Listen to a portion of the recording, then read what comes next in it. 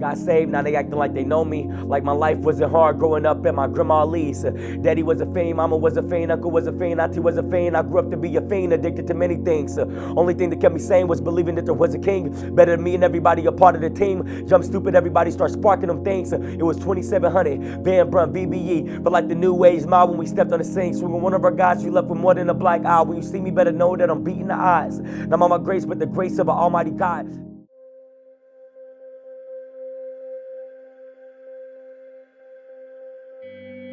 What led me to doing drugs was my environment.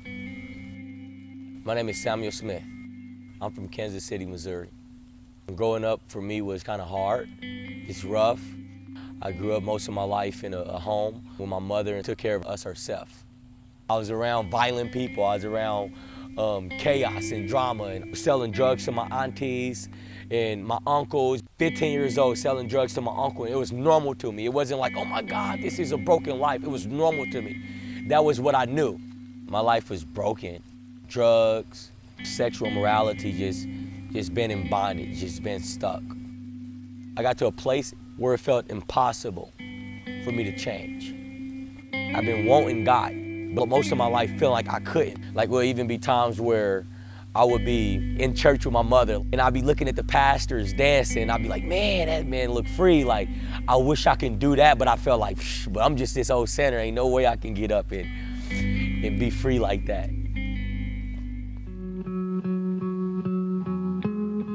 God used Hope City to introduce me to himself. Hope City is a prayer movement, part of the prayer movement, a prayer ministry that's right in the inner city. I started going to Hope City, and I would call Pastor, where Pastor Bill at? I remember Bill Durkees kept telling me of Hope City internship was just starting, like the first one. I would have these meetings with Bill, and he'd say, hey, you should do Hope City internship. And I'd be like, I can't. I thought like, well, I don't want to do the internship because I don't want to be fake. I don't want to play with God. 2011 came, and I still had somewhat this hunger. A guy named Brother Melvin, he used to attend Hope City. I used to see this guy and he used to talk to me.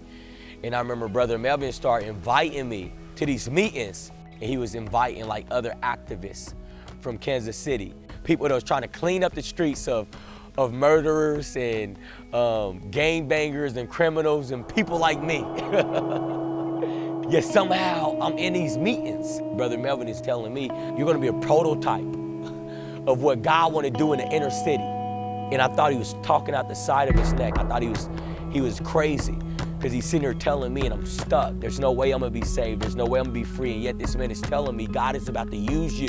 God is about to change you and deliver you. And you're gonna be a prototype of what God wanna do in the city. After being to Hope City, me checking out the prayer room, me feeling just totally numb, I went to Jackson County Jail. I was there for about a month this time. I'm on the 3rd floor. I'm reading the Bible. God is tenderizing my heart. People from Hope City is coming to visit me. Bill, Ray, they sent me to the trustee, and I was like down there for like a week. While I was there, I was talking to this guy that was heading to the penitentiary.